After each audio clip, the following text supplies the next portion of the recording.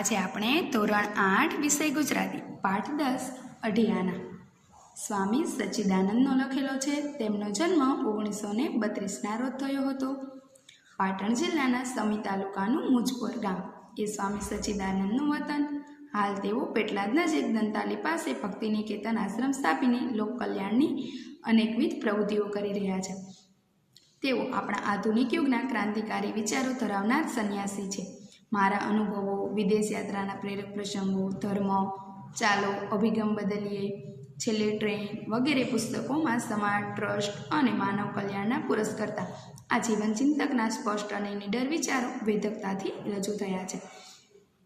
આત્મકથાના આ અંશમાં વિદ્યાભ્યાસ માટે લેખકની લગ્ની અને એ માટે એમણે કરેલી મથામણ અને વેઠેલી મુશ્કેલીઓનો પ્રેરણાદાયી ચિતાર રજૂ થયો છે. જિજ્ઞાસા પ્રેરક પ્રસંગ કથન અને સંઘર્ષજન્ય પરિસ્થિતિ નિરૂપણને રોચક બનાવે છે. સૌપ્રથમ આપણે શબ્દની સમજૂતી જોઈએ તો કે અઢિયાના એટલે હાલના લગભગ 15 પૈસા. નિસ્પૃહ એટલે જેને કશું મેળવવાની ઈચ્છા ન હોય એવો. ભાવ વિભોર એટલે કે લાગણીવશ. અધ્યયન એટલે અભ્યાસ. સ્પર્શ નહીં કરવાનો નિયમ એટલે સંન્યાસી ભૌતિક સંપત્તિને અનિષ્ટનું મૂળ જાણે છે. જેને નાણાંનો સ્પર્શ કરતા નથી એ હકીકતનો અહીં નિર્દેશ કરે છે. યાચનાવૃત્તિ એટલે માગવાની ઈચ્છા. આંગતુક એટલે નવા આવનાર. એક બ્રહ્મનિષ્ઠા એટલે પરમેશ્વર એક જ છે એવું સમજી એમાં નિષ્ઠા રાખવી તે. પ્રતિધિ એટલે ખાતરી કરવી. લઘુ કૌમુદી એટલે સંસ્કૃત ભાષાના વ્યાકરણનું એક પુસ્તક છે. રવેશી એટલે પરડાળી. પ્રતિક્ષણ એટલે પ્રત્યેક ક્ષણ પડે પળ. હવે આપણે પાઠ જોઈએ વિદ્યાર્થી મિત્રો. બાલ્યકાળમાં મેં પાઠશાળામાં થોડાક શ્લોકો તથા રુદ્રી વગેરેનું અધ્યયન કરેલું, પણ વ્યાકરણ વગેરે કશું જાણ્યું નહીં. મને રહીને થયા કરતું હતું કે જો મારે સારી રીતે ધર્મ પ્રચાર કરવો હોય તો સંસ્કૃત વિદ્યા ભણવી જોઈએ. મારે 23 વર્ષની ઉંમર થઈ ગઈ હતી અને હવે મને પોતાના ભણવા માટે ઘણી મોટી ઉંમરનો માનતો હતો. સુરાપુરાના 1 મહિનાના નિવાસ દરમિયાન અધ્યયન કરવા મારા વિચારો પાકા થયા. મારી ઈચ્છા હતી કે હું 1-2 વર્ષમાં થોડું વ્યાકરણ શીખી લઉં, સંસ્કૃત શ્લોકોને સમજી શકું એટલે બસ. મેં સુરાપુરામાંથી જ સીધા મથુરા વૃંદાવન જવાનું નક્કી કર્યું. મને વિદાય આપવા આખું ગામ હિલોડે ચડ્યું હતું. સૌની આંખમાં આંસુ હતા. દર વર્ષે અહીં આવવાનું એવો સૌનો આગ્રહ હતો. ધર્મના નામે અસંખ્ય લોકોએ અસંખ્ય અણગમા ઊભા કર્યા હોવા છતાં આજે પણ જો કોઈ નિસ્પૃહ વ્યક્તિ ગામમાં આવી જાય તો લોકો ભાવવિભોર થઈ જતા હોય છે. અનિયંત્રિત સાધુઓ તથા ભિક્ષુકો, તાંત્રિકો, જ્યોતિષીઓ વગેરે પ્રજામાં અનિશ્ચિત અને ગ્લાનિ ઉપજે તેવું વાતાવરણ બનાવતા છોડતા ફરતા હોય છે. જો આ બધાને વ્યવસ્થિત તથા નિશ્ચિત કરી શકાય તથા ગણનેથી ગાળીને યોગ્ય, અયોગ્ય, હિત, અહિતનું ભેદ કરી શકાય તો ધાર્મિક ક્ષેત્રમાં ઘણું મોટું કાર્ય થઈ શકે તેમ છે. પણ તેવું થઈ શકે એવું દેખાતું નથી. તો આપણે આ પાઠને સમજીએ વિદ્યાર્થી મિત્રો. તો કે બાલ્યકાળ. બાલ્યકાળ એટલે બાળપણનો સમય. પાઠશાળામાં તે થોડાક શ્લોકો ભણ્યા હતા અને રુદ્રી એટલે યજુર્વેદના પસંદ કરેલા થોડાક મંત્રો. તેમનું અધ્યયન એટલે એમને અભ્યાસ કરેલો હતો, પરંતુ વ્યાકરણ વિશે કશું જાણતા ન હતા. અને તે એવું માનતા કે જો મારે ધર્મનો પ્રચાર કરવો હોય તો મારે સંસ્કૃત વિદ્યા ભણવી જોઈએ. પણ તેઓની ઉંમર થોડી મોટી એટલે કે 23 વર્ષની થઈ ગઈ હતી એટલે ભણવા માટે પોતાને થોડી મોટી ઉંમર ના ગણતા. પણ ના, પછી તેમના મંત્રો અને વિચારો પાકા થયા કે ના, હું 1-2 વર્ષમાં થોડુંક સંસ્કૃત શીખી લઉં તો હું કમસે કમ શ્લોકોને તો સમજી જ શકું. એટલા માટે મેં સીધું મથુરા વૃંદાવન જવાનું નક્કી કર્યું સુરાપુરાથી. એટલા માટે આખું ગામ તેમને વિદાય આપવા ભેગું થયું હતું. અને તે જોયા કે ધર્મના નામે અસંખ્ય લોકોએ અલગ અલગ અણગમા ઊભા કરી દીધા છે. અને જો નિસ્પૃહ વ્યક્તિ એટલે કે આશા આકાંક્ષા વગરનો જો કોઈ વ્યક્તિ આવી જાય તો બધા લાગણીવશ થઈને બેકાબુ થઈ જાય છે. એટલે તેમાં માનવા લાગે છે. યોગ્ય, અયોગ્ય કે એટલે કે સારું નરસું, હિત, અહિત એટલે કે ફાયદો અને નુકસાન વગેરે ભેદ જો જાણી શકાય તો ધર્મના ક્ષેત્રમાં ઘણું મોટું કામ થઈ શકે તેમ છે. ઊંઝાથી ટ્રેન દ્વારા હું રવાના થયો. ગામ લોકોએ મને 30 રૂપિયા આગ્રહ કરીને આપ્યા હતા. હવે મને લાગ્યું કે જો મારે અધ્યયન કરવું હોય તો પૈસાની જરૂર પડશે, એટલે સ્પર્શ નહીં કરવાનો નિયમ ચાલી શકે નહીં. અજમેર રોકાઈને હું મથુરા આવ્યો. ત્યાં ઉતર્યો અને તેની સામે જમનાજીનો ભરપૂર પ્રવાહ. હું બેઠો બેઠો ઘણીકવાર આંગતુક શ્રદ્ધાળુઓને જોતો. તેઓ જમનાજીને ખૂબ જ પૂજ્ય માનતા. પૂજ્ય માનવા છતાં સ્વચ્છતા જરાય ન રાખતા. ગંદકીનો પાર નહીં, લોકો બોલતા જમના મૈયા કી કૃપા છે. મારા મનમાં પ્રશ્ન થતા, આ જલપ્રવાહ પણ કૃપા કરતો હશે? પ્રકૃતિ પૂજનમાં અટવાયેલા માણસોને જ નથી તો એક બ્રહ્મનિષ્ઠા થતી કે નથી? પ્રાકૃતિક સૌંદર્યની પ્રતીતિ થતી. બસ કર આચમન, માર ડૂબકી, કર ઘૂંઘાટ અને ધક્કામુક્કી કરીને નીકળ બહાર. ચારે તરફ ગંદકી જ ગંદકી. થઈ ગઈ ધાર્મિકતા, કરી લીધું કલ્યાણ. થોડા દિવસ મથુરા રહીને વૃંદાવન પહોંચ્યો. નાની ગાડીમાંથી જ મને એક મોટો આશ્રમ દેખાયો.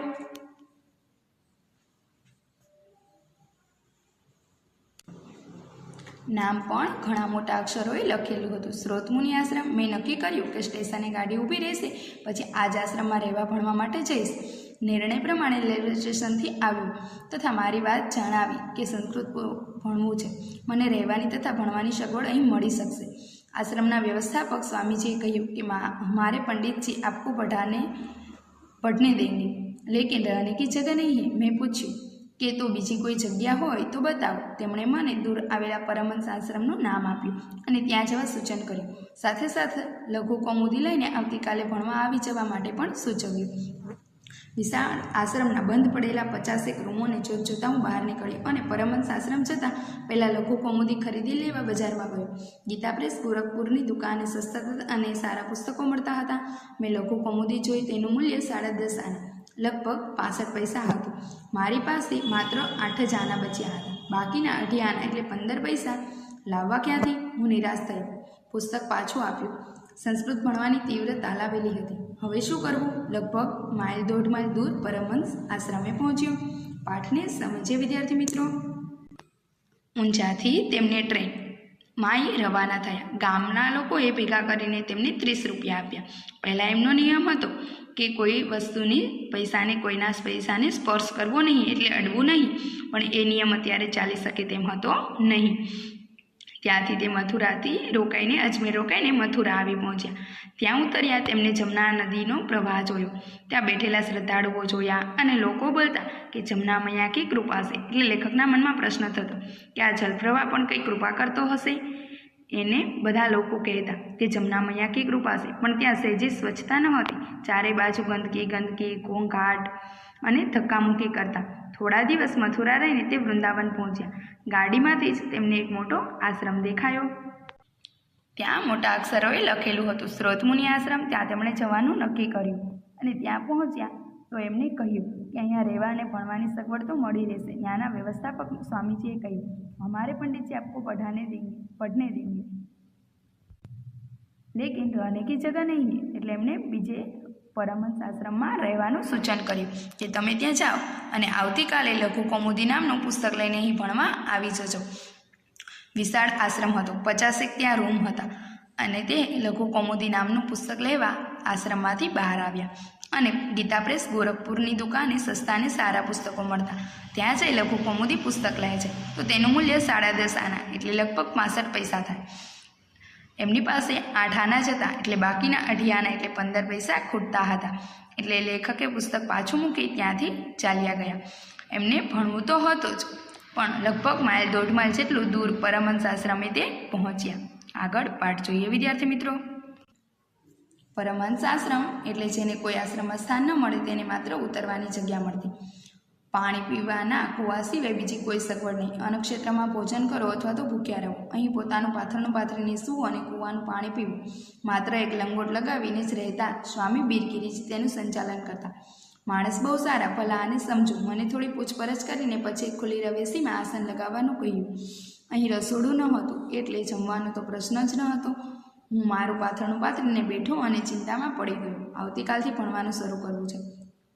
લઘુ કૌમુદી વિના કેમ ભણાશે? 2 આના લાવવા ક્યાંથી? વાતાવરણ અજાણ્યું હતું. કોઈની પાસે કશી વાત કરી શકાય તેમ ન હતી. શું કરવું? કેટલોક સમય ગમગીન બની રહ્યું. પછી ચમકારો થયો. વૃંદાવનના મુખ્ય મંદિર બિહારીજીના દર્શન કરવા જા અને કોઈ સજ્જન દેખાય તો 2 આના માંગ, કોઈ તે જરૂર તને આપી દેશે.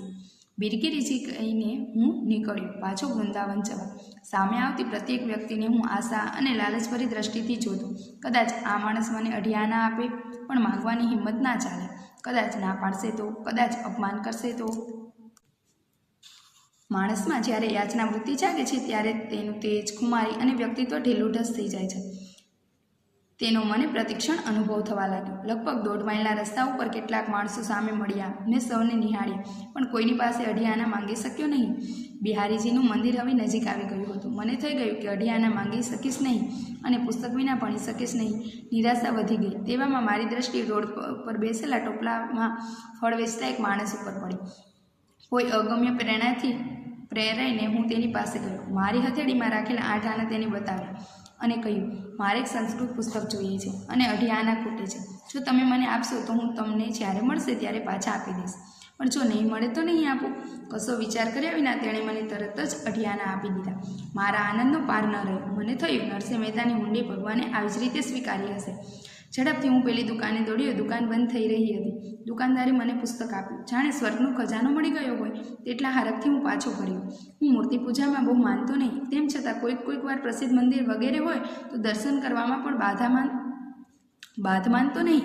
બિહારીજીના દર્શન કરીને દિવસ આથમ્યા પછી આશ્રમમાં આવ્યો. આશ્રમને બંધ કરવાનો દરવાજો હતો જ નહીં, તેમ વીજળી પણ હતી નહીં, એટલે કોઈને કાંઈ કહ્યા વિના ચૂપચાપ પોતાના આસને જ બેસી ગયો. અને બરાબર યાદ છે કે 1 મહિના સુધી મારી પાસે કશું આવ્યું ન હતું. 1 મહિના પછી 1 રૂપિયો મળ્યો હતો, જેમાંથી 2 આનાનું દેવું મેં તરત જ ચૂકવી દીધું હતું.